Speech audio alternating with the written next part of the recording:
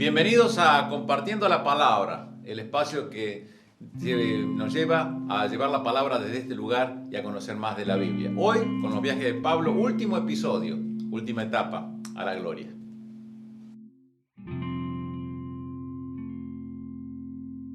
Hoy estamos viendo el último de los episodios, el último tramo de estos viajes.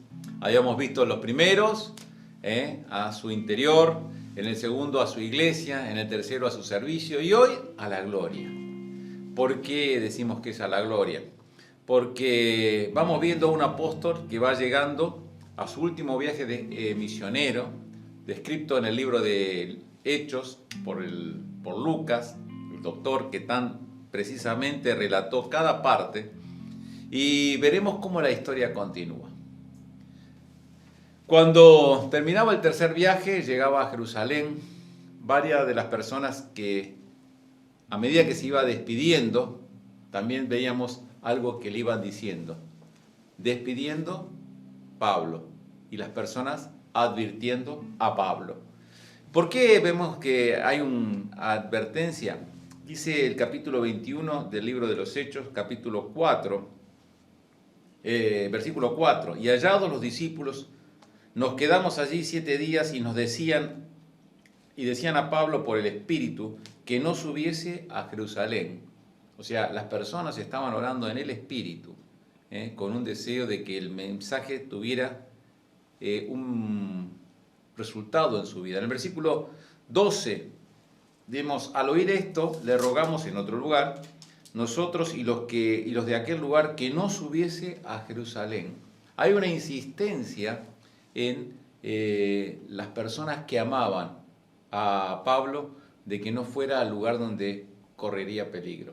Muchas veces nos pasa, ¿no?, la advertencia. Y el buen consejo y el buen deseo no está restado de un poco de la posición de querer al hermano, decir, evitarle un disgusto. Pero nosotros no nos podemos interferir en la voluntad de Dios. Pablo tenía un conocimiento muy profundo de cuál era el propósito de Dios para su vida. Y él también, siguiendo en el Espíritu, como le había sido impedido anteriormente, y lo habíamos visto en ese tratar de llegar a otras partes de Asia y que después lo enviaron a Macedonia, y el resultado positivo que tuvimos en aquel momento, hoy tenemos una diferente situación. Pablo quiere llegar sí o sí a Jerusalén. Y el primer vemos ahí el compromiso que siempre tuvo Pablo para con todas sus posturas, pero qué bien que comprometido con llevar el mensaje a la gente que estaba en Jerusalén y anunciar ante lo que Dios le había mostrado, hasta altas autoridades. Y había sido reconfortado también por el Señor a través de distintos mensajes de que este era el camino correcto. ¿Cuál es el compromiso que estamos teniendo hoy para nuestro ministerio? Un compromiso serio, aunque haya advertencias, aunque haya situaciones que nos digan no te metas por acá, no vayas por esta situación, porque no dejamos de reconocer que hay buenos deseos, pero la voluntad de Dios tiene para nuestras vidas un propósito. Seguimos más adelante y vemos a un Pablo defendiéndose. ¿Defendiéndose cómo? Ante un tribuno, ante el concilio Sanedrín, ante Félix, Agripa y Berenice. Y por último, se va a ir a defender hasta el mismo César. Porque acuérdense algo, cuando hablamos en los primeros capítulos que él tenía 2 ciudadanías.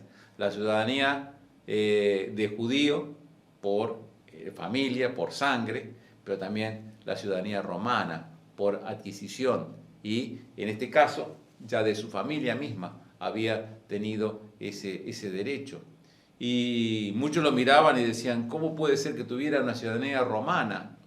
Con mucho costo alguien la podía llegar a considerar, pero él la tenía de nacimiento. Y en esta situación vemos que esa doble nacionalidad le va permitiendo hablar con unos y con otros de una manera que puede alcanzar con el mensaje. Hoy el Señor nos da a nosotros facilidades Una posibilidad es este canal, una posibilidad es también la plataforma que muchas veces utilizamos desde nuestra iglesia, o tal vez una llamada telefónica, tal vez una charla casual que se puede dar. Hay posibilidades y, por supuesto, ¿no?, distintos niveles de alcanzar a las personas. Aquel que puede hablar un idioma, aquel que puede tratar o establecer una relación. Y Pablo veía que cada una de las facilidades que le había dado el Señor en su capacitación servían para el propósito divino. El propósito divino era anunciar a Cristo. Pablo estaba ante esa situación. Por supuesto, también en este camino, ahora de defenderse, se va ejercitando, así como vimos el compromiso, también la paciencia. Y ahí pasa 2 años y medio entre que recurso de uno, recurso de otro. Sabemos lo que son los trámites de la justicia muchas veces, y nos vamos viendo cómo va avanzando en sus posturas y posiciones. Todos quedaban impactados por el mensaje, pero nadie tomaba decisiones.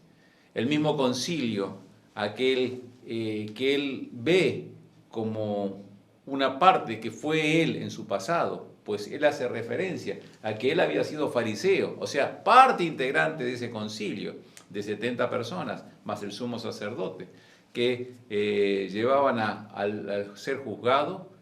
Ahora él podía también incidir, y conociendo a cada uno de los grupos que estaban adentro, tanto saduceos como fariseos, podía ir hablándole a las distintas necesidades de cada uno o confrontaciones para poder presentar su mensaje o su defensa. Qué bueno es tener capacidades. No podemos perder tiempo sin cada día capacitarnos. Y capacitarnos en la lectura, en la palabra, en enseñarnos. Alguien decía que en este tiempo, ¿no?, tan especial que se ha visto, si no has ordenado tu casa, si no has hecho la limpieza, si no has leído un libro, no digas que fue porque no tuviste tiempo. Tiempo siempre hay, y especialmente aquellas personas que están abocadas con una propuesta. Y la propuesta nuestra tiene trascendencia, es eterna.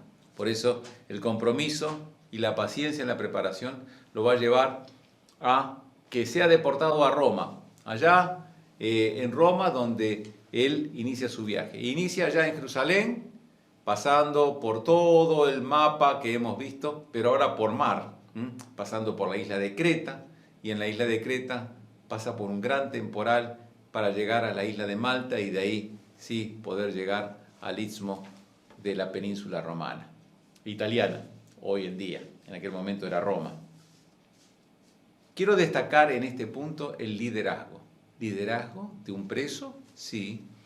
Cuando 240 personas, más o menos las que habría, o 200, más de 200 seguro, en aquel barco que sube él inicialmente a cargo de un centurión. Si ustedes tenían que decir quién era la persona más baja que había en ese momento, una persona presa con destino a Roma, podría haber sido Pablo, tranquilamente. Iban acompañando también sus discípulos.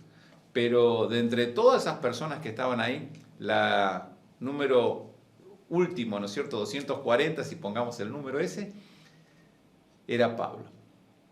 Cuando lo vemos terminar el viaje, lo vemos a él líder de la situación y todo el mundo preguntando qué hay que hacer. Esa es la imagen que en tan poco tiempo se puede dar cómo se desarrolla un liderazgo. Un liderazgo es aquella persona que va mostrando permanentemente saber qué es lo que hay que hacer. ¿Cuándo uno sabe lo que hay que hacer? Cuando está capacitado, volvemos al punto anterior, pero también cuando en todas sus cosas va mostrando la sabiduría no propia, sino la de Dios.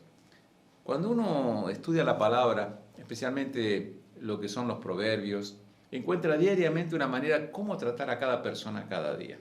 Así que es una buena manera para empezar. Y el liderazgo que va a sentir es el que vino en darle las respuestas que Dios iba poniendo en la boca de esta persona. Así supo decir a cada uno lo que tenía que hacer, cómo aconsejar en el momento de partir o no partir, zarpar o no zarpar. Y aconsejando todo esto, dar ánimo. Esa es una de las tareas del líder. No solamente decir dónde hay que ir, sino también traccionar a todas las personas que estaban a su cargo a decirles cómo hay que seguirlo. Inclusive les advierte que las personas que desobedecieran, él no se iba a hacer cargo de esa responsabilidad. Y que a pesar de todo esto, quédese tranquilo, vamos a llegar todos vivos, aunque la nave se va a perder. Y muchas veces no podemos relacionar el éxito, ¿no? El éxito tendría que haber sido que la nave llegara a puerto. El éxito fue que las vidas se salvaran. Y ese es un compromiso. Hace poco tiempo vimos que un avión aterrizó en el río Hudson, ¿no es cierto? Y se salvaron todas la tripulación que iba, todos los pasajeros, y los que pudieron ver la historia, supieron la historia, después se hizo película también, pudieron ver la desesperación del comandante de la aeronave, ¿no es cierto?, para saber si estaban todo el número de las personas que se salvan. Él era su constante movimiento de saber, díganme el número, díganme el número. Quería tener el número final de pasajeros con los que él había partido del aeropuerto. Y se logran salvar todos, ¿no? Esa es la historia de esta situación. En la historia de Pablo pasa lo mismo. Pablo llega a la costa con todas las personas salvas. Qué bueno es si vos saliste con un grupo, el grupo que Dios te dio a tu cargo, que todos lleguen a buen resultado, a estar salvas. Salvas en su vida, salvas a través de conocer a Cristo. Eso es liderazgo. Primer viaje de los que sería el cuarto viaje, de los viajes misioneros, como hemos visto, entonces es el viaje a los juicios dentro de este capítulo. Pero también vemos el viaje a las cartas. Cuando llega Pablo a Roma, muy bien encaminado, muy bien recibido por todos los hermanos de allí, también es muy bien destinado a un lugar, a la cárcel. Y allí tiene una cárcel con ciertos privilegios, pero no deja de ser un preso. Y en ese presidio él reorienta su actividad y su ocupación. Él sabía que cada día iba a tener una persona cuidándolo. Entonces, de por sí empezamos por el más cercano. Mi Jerusalén, tomando el mismo caso del texto que decía de dónde empezar, desde lo más cerca, de lo más próximo. Empezaba con aquel centurión, con los hermanos que venían a acercarse, y entonces, ¿cómo me puedo proyectar hasta lo último de la tierra? Empieza a escribir.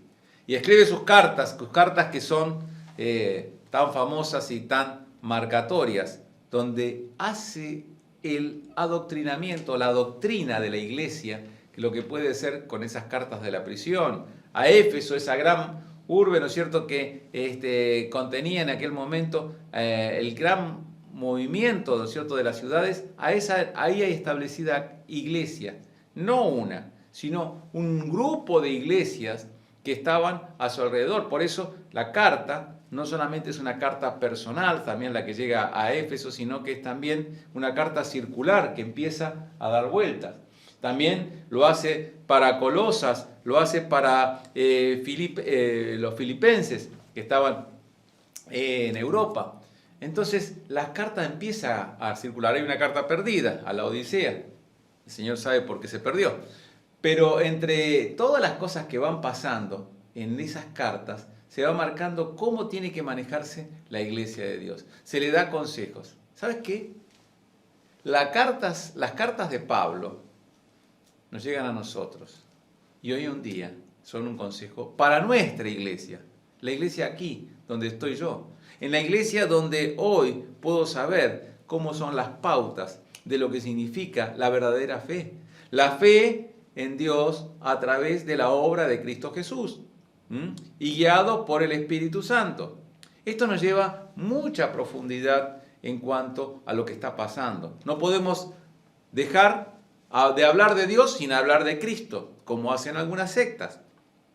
No podemos hablar del Espíritu Santo sin darle el lugar que le corresponde, que es Dios también, y es el lugar en que tiene que trabajar en nuestras vidas. No podemos dejar de hablar y de predicar la obra de Cristo Jesús, el cual, ¿no es cierto?, siendo en forma de Dios, se humilló a sí mismo y se hizo hombre, para que en esa condición de hombre pudiera ser la ofrenda que pudiera contener la justicia de Dios. La justicia de Dios, que era el pecado sobre vos y sobre mí, que hemos cometido y que cometemos, Él lo pagó. Y cuando lo paga el Señor Jesucristo, nuestro pecado, podemos ver que el efecto es para nosotros de una vida nueva. Y esa vida nueva, ¿cómo se desarrolla si no es en la iglesia? Por eso Pablo escribe ahí cómo tiene que ser y cómo tiene que recibirse al que viene a la iglesia, aunque tenga otro trasfondo. Es abrir la mente, es empezar a predicar. Pablo, cuando estaba en Jerusalén, había empezado a predicar en el templo, después lo hizo en el Sanedrín, después lo hizo entre los distintos tribunales, pero él sabía que para cada una de esas personas había un mensaje diferente. Y aquí él está hablando a la iglesia, que es una, para que vaya saliendo, ¿no es cierto?, a pautas de cómo alcanzar y predicar el Evangelio, que el Evangelio sea el centro del mensaje de la iglesia y que para adentro de la iglesia todos tengan la sumisión bajo la poderosa mano de Dios y la guía del Espíritu en ser dominados y gobernados por el Espíritu Santo. Qué importantes son estas cartas. Es una doctrina que nos ya marcando. Por eso Pablo no se quedó quieto en aquel momento. Pablo veía su legado, el que estaba dejando, viajando a través de las cartas. Y vaya que viajó y las cartas llegaron y nos llegaron hasta nosotros. Que Dios bendiga todo lo que quedó en ese tiempo, en el año 61 después de Cristo, más o menos, es cuando está ocurriendo toda esta situación. Pero ¿qué pasó? Pablo queda liberado por un tiempo. Eso ya no lo podemos encontrar en el libro de los Hechos. Ya lo vemos por las otras cartas que aparecen después, Romanos, Corintios, que nos van enseñando, ¿no es cierto?, Tesalonicenses, distintas cartas que hay un periodo en el cual Pablo queda en libertad. Inclusive la carta de Corinto es escrita desde Éfeso. Y puede ser, muy probablemente, que en este periodo él haya estado y haya mandado esas cartas a esos lugares o a los romanos. Y aquellos que dicen que Pablo es el autor de Hebreos, es una cuestión que dice que también lo puede haber escrito también ahí en ese tiempo. Pero también uno puede ver que ha llegado a Creta, porque Tito lo menciona, que ha estado en ese lugar. Algunos dicen que hasta llegó a España, como era el propósito de la carta de Romanos en el capítulo 15, versículo 22, el deseo de ir a España. ¿Por qué España? Porque España era lo último del mar Mediterráneo, o sea, el mundo conocido. Él tenía el propósito de ir hasta lo último de la tierra. Cada vez que pienso que la ciudad más austral del mundo está en nuestro país, y uno dice, hasta lo último de la tierra. Pero mi último de la tierra, a lo mejor, puede ser el alrededor de mi ciudad, ¿no es cierto? Conocemos los extremos de nuestra ciudad o de los lugares donde nosotros podemos llegar. Que el Señor nos ayude a llegar hasta lo último de la tierra. Viajamos con Él a los juicios, viajamos con Él a las cartas, viajamos dentro de la transitoria libertad y siempre fue para predicar y siempre fue para rechazar el error. Sabía que simultáneamente como se sembraba la buena semilla, también crecían las malezas alrededor. Y esas malezas trataban de ahogar el Evangelio, como lo hacen hoy. Muchas de las cuestiones y errores que tratan de sacar el centro, ¿no?, de lo que es el Evangelio. El Evangelio es Cristo. Y eso es lo que estamos tratando de resaltar en este día. Pablo tenía esa convicción, llevar a la grey a que rechace el error. Pero el error pasa de una vida santa. ¿Cómo está nuestra vida hoy? Para poder recibir lo que Pablo nos dejó en su legado a través de las cartas, como también nosotros comprometernos en vivir de acuerdo a lo que Dios nos ha establecido. Ya viendo su libertad transitoria, nuevamente convocado o llevado a la prisión definitiva. Y ahí Pablo se encuentra con algo muy importante. Dice, vamos a pasar la posta. Mejor lugar para poder encontrarlo es capítulo 4 de 2 de Timoteo, del 1 al 8, nos dice, en esas cartas tan personales de despedida. Él sabía que acá se terminaba todo. Pero muchas veces decimos, ¿cómo me despido? Hay personas que viven con depresión, por supuesto que sabemos que es parte de nuestra situación, pero los que tenemos a Cristo, tenemos una bendita esperanza. Y esta esperanza que estamos transmitiendo y llevando a cabo no tiene fin porque tenemos eternidad. Y esa eternidad está asegurada. Pablo lo sabía. Y él escribir al pasar la posta, estaba escribiendo a aquellos que estaban en el frente, como era Tito en Creta o Timoteo en Éfeso. Aquel pastorcito, si se puede decir, porque le decían, ojo con tu juventud y demás, como para estar a cargo de la iglesia más importante de las ciudades que estaban fuera de Roma, como era Éfeso. Y él estaba ahí. Y ahí nadie tenga en poca tu juventud. Desafío para todas las edades, no solamente para el joven, sino para todas las edades, porque uno en Cristo se renueva. De nuevo en la prisión estricta, ahora sabe que hay un final y hay que alentar.